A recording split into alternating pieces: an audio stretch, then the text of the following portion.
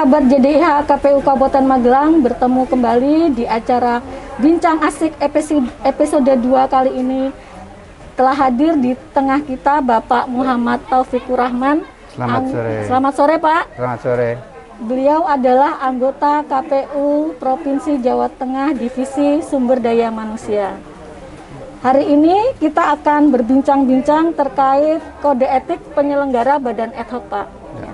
Seperti kita ketahui bersama bahwa di PKPU nomor 8 tahun 2019, ya khususnya di tupoksi dari Divisi Hukum dan Pengawasan, salah satunya adalah penanganan pelanggaran kode etik dan kode perilaku yang dilakukan oleh badan ad hoc, yaitu PPK, PPS, dan KPPS.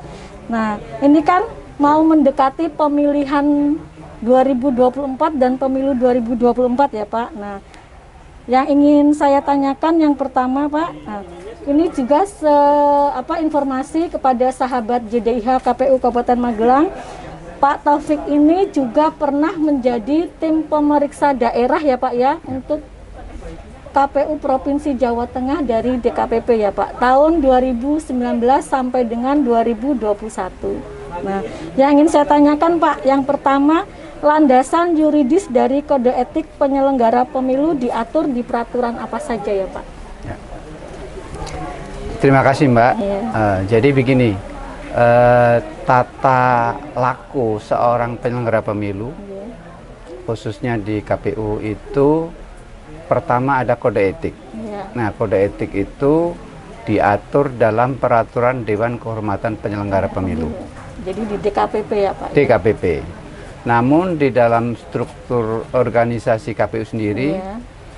perilaku kita sebagai penyelenggara pemilu itu juga diatur lagi oleh regulasi yang lain, yaitu peraturan KPU tentang tata kerja, dan ada hal lainnya juga yang harus kita patuhi, yaitu fakta integritas dan sumpah janji.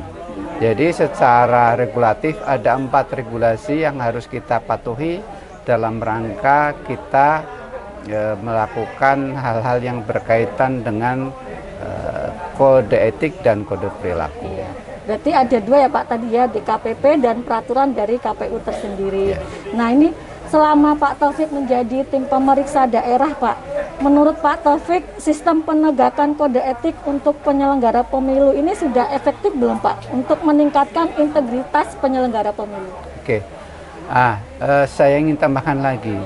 Jadi di luar regulasi yang ada tadi, ada satu lagi sebetulnya yang juga ada di dalam peraturan KPU, yaitu pengawasan internal. Pengawasan, nah, itu ada, tapi itu menjadi bagian juga dari kita mengawasi perilaku termasuk badan ad hoc. Nah, yang saya lihat adalah regulasi yang ada itu sudah cukup untuk mengatur kode etik dan kode perilaku bagi penyelenggara pemilu, dalam hal ini badan ad hoc.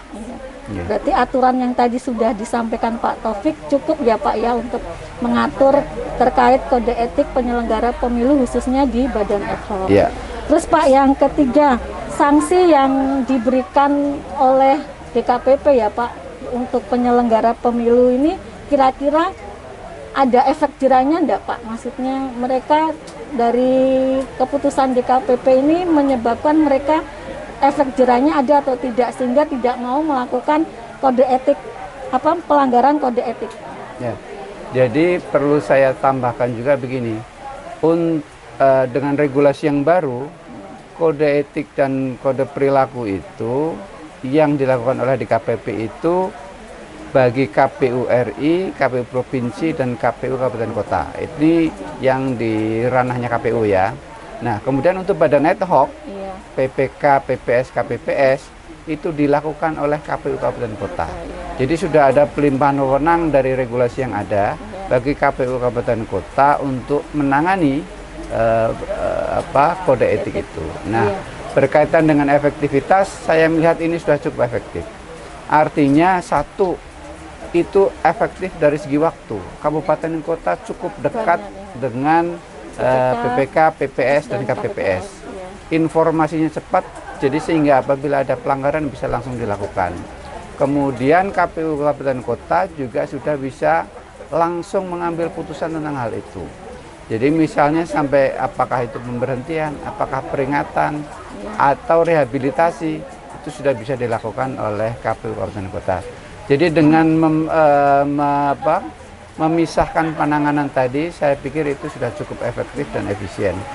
Nah, berkaitan dengan tadi efek jerah, saya juga melihatnya itu sudah cukup Baik ya, Pak, ya? baik untuk diterapkan lebih lanjut. Ya, memang ini sesuatu yang baru ya Pak untuk pemilu 2004 dan pemilihan 2024. Wewenang untuk penanganan kode etik dan perilaku untuk badan ad hoc dilimpahkan ke KPU Kabupaten Kota, khususnya tugas dari Divisi Hukum dan Pengawasan. Nah, yang terakhir nih Pak, yang ingin saya tanyakan, mungkin Pak Taufik bisa memberikan pesan nih kepada para sahabat JDIH KPU Kabupaten Magelang yang nantinya ingin menjadi penyelenggara atau bakal calon dari badan ad hoc. Nah, kira-kira pesan khususnya apa Pak terkait supaya tidak melanggar kode etik? Oke, pertama adalah satu, tentunya memenuhi syarat, ya. Nah, di antara syarat-syarat itu, satu syarat yang itu membutuhkan rentang waktu, yaitu apakah dia menjadi anggota partai politik atau tidak. Jadi harus 5 tahun sebelum dia mendaftar sebagai penyelenggara pemilu, dia tidak terdaftar sebagai partai politik. Nah, di luar itu adalah bahwa di dalam regulasi tentunya sudah ada hal-hal yang mengatur itu. Jadi berintegritas, jujur dan adil itu menjadi bagian dari kita menyaring pertama kali badan penyelenggara itu agar jujur, adil, dan seterusnya itu tadi. Yang ketiga tentunya nanti bila setelah menjadi penyelenggara, KPU khususnya KPU Kabupaten Kota akan memberikan rambu-rambu berkaitan dengan kode etik. Dan itu harus dipegang sampai akhir selesai masa jabatan. Kira-kira itu Mbak. Ya, terima kasih Pak Taufik atas waktunya. Terima Sudah meluangkan waktu di acara Bincang Asik JDIH KPU Kabupaten Magelang. Sampai ketemu lagi di episode berikutnya. Wassalamualaikum warahmatullahi wabarakatuh. Waalaikumsalam warahmatullahi wabarakatuh.